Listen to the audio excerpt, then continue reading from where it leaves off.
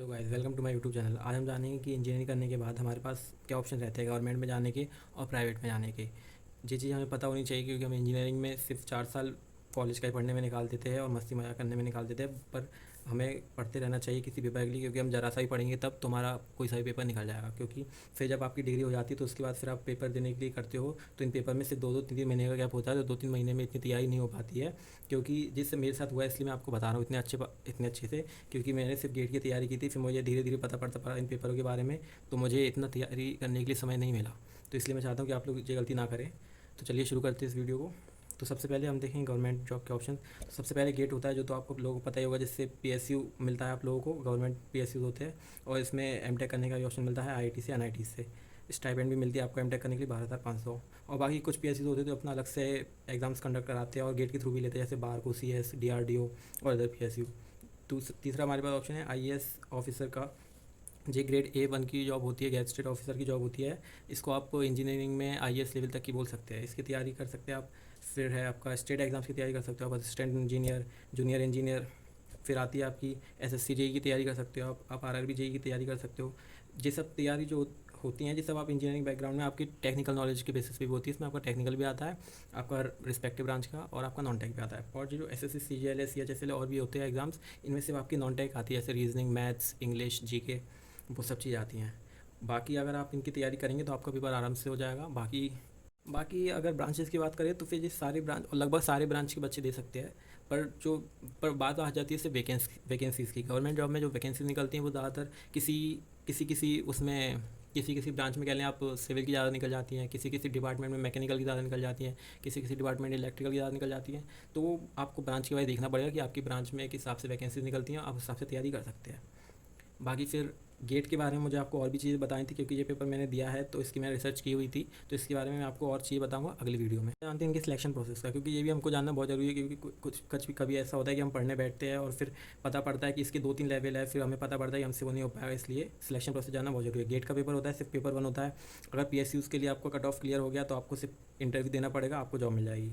और अगर एमटेक का भी कट ऑफ रहता है, अगर आपने एमटेक के लिए कट ऑफ क्लियर कर लिया तो आपको एमटेक के लिए कॉलेज मिल जाएगा। फिर जो अदर पीएससी होते हैं वो भी सीबीटी कराते हैं, computer based program, computer based test कराते हैं एक। उसके बाद फिर अगर वो आपने क्लियर कर लिया तो सीधा इंटरव्यू। फिर आता है आईएएस ईएससी एग्ज़ाम। ये इसमें 3 पेपर होते हैं। पेपर 1 होता है प्री, जो एमसीक्यू होता है, जिसमें नॉन टेक और टेक दोनों होता है, और नॉन टेक आपको क्लियर करना बहुत ज़रूरी होता है। अगर आपने नॉन टेक का कट ऑफ निकाल लिया तभी आपका टेक का मार्क्स जोड़ा जाएगा, वरना वो अगर आपने नॉन टेक नहीं किया है फिर आपके भले ही टेक में पूरे में से पूरे आ जाए, वो चेक नहीं करेंगे। दूसरा होता है मेंस का, जिसमें रिटर्न होता है। तीसरा होता है इंटरव्यू। और जो शॉर्ट लिस्टिंग होती है, आखिरी जो फाइनल लिस्ट बनती है, उसमें तीनों मार्क्स ऐड होते हैं, प्री के मार्क्स, मेंस के मार्क्स और इंटरव्यू के मार्क्स। और फिर होता है स्टेट एग्जाम्स, जैसे स्टेट एग्जाम्स में यही क्या होता है, जेई बन सकते हैं आप। अब जैसे कि अब सबका अलग अलग होता है, जैसे एमपी का ले लें आप, तो एमपी के पेपर 1 में नॉन टेक और टेक आता है। और इसको करने के बाद फिर दूसरा लेवल होता है इंटरव्यू का। इंटरव्यू में रिटर्न भी होता है, पर्सनल इंटरव्यू भी होता है, और मार्क्स दोनों के जोड़ के ही फाइनल लिस्ट बनती है। जेई का देखें तो जेई के में कुछ पेपर 1 पेपर 2 नहीं है, इसमें से पेपर 2 नहीं है, इसमें से पेपर 1 देना है आपको। कोई इंटरव्यू नहीं देना, डायरेक्ट आपको जॉब मिल जाएगी। एसएससी जेई में पेपर 1 होता है, पेपर 2 होता है, दोनों कंप्यूटर बेस्ड होते हैं, एमसीक्यू बेस्ड होते हैं पेपर। इसमें दोनों मार्क्स का जोड़ के ही आपका फाइनल लिस्ट बनता है, तो इसमें आपको दोनों मार्क्स में अच्छा परफॉर्म करना जरूरी है। बट इसमें यह है कि इसमें आपको कोई इंटरव्यू नहीं देना होगा, तो ये बहुत अच्छी चीज़ है, क्योंकि ऐसा बहुत बार होता है कि आप रिटर्न बहुत अच्छा कर लेते हो, इंटरव्यू नहीं कर पाते हो। फिर आरआरबी जेई में पहला नॉन टेक होता है, तो इसमें आप पहला कर सकते हो आराम से। दूसरे में टेक्निकल आ जाता है, पर इसमें भी एक अच्छी चीज़ ये है कि पहला पेपर सिर्फ क्वालिफाइंग होता है, दूसरे पेपर में आपको दूसरे पेपर के बेसिस पे आपकी मेरिट लिस्ट बनती है। इसमें भी कोई इंटरव्यू की ज़रूरत नहीं होती है, आपका बस पेपर 2 अच्छा गया, आपके अच्छे नंबर आए तो आपको जॉब मिल जाएगी बिना किसी इंटरव्यू के। फिर आता है एसएससी सीजीएल। एसएससी सीजीएल में 4 टीयर होते हैं।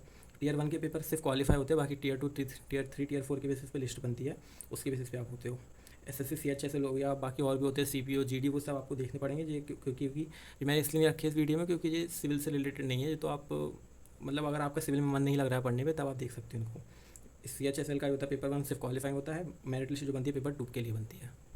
हम जानेंगे प्राइवेट ऑप्शंस। प्राइवेट जॉब में करने के हमारे पास क्या ऑप्शन है। पहला होता है कॉलेज प्लेसमेंट, या तो फिर आप जैसे सिविल ब्रांच से है, तो सिविल ब्रांच से है अगर आप, तो आपको स्किल सीखनी पड़ेंगी, जैसे कि सॉफ्टवेयर सीखने पड़ेंगे, ऑटो कैड, स्टैट प्रो, तो आपका थोड़ा वेटेज बढ़ेगा, तो आपको प्रेफरेंस ज़्यादा मिलेगा इंटरव्यू वगैरह में बैठने के लिए।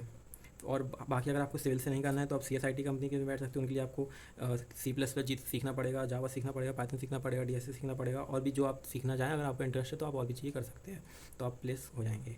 बाकी फिर दूसरा ऑप्शन है, आप एमटेक कर लीजिए फिर किसी भी कॉलेज से, उसमें भी आपको स्टाइपेंड मिलता है। फिर आप चाहे प्राइवेट से करो चाहे गवर्नमेंट से करो। तीसरा ऑप्शन है MBA कर सकते हो आप। अगर आपको MBA में बहुत इंटरेस्ट है, आपको बहुत हाई पैकेज सैलरी चाहिए, तो MBA बहुत बेस्ट ऑप्शन है। बाकी इनके एग्ज़ाम्स होते हैं कैट जेड स्नैप। अगर ऐसे और भी आपको करना है तो फिर और भी एग्ज़ाम्स होते हैं। वीडियो अगर आपको पसंद आया हो, आपको नॉलेजेबल लगा हो, आपको लगा हो कि हाँ आपको फ़ायदा है इस वीडियो से, आप कॉलेज के साथ थोड़ा बहुत पढ़ेंगे तो आपका हो जाएगा, तो आप इस वीडियो को लाइक कीजिए, सपोर्ट कीजिए मुझे, और अपने दोस्तों के साथ शेयर कीजिए इस वीडियो को। धन्यवाद।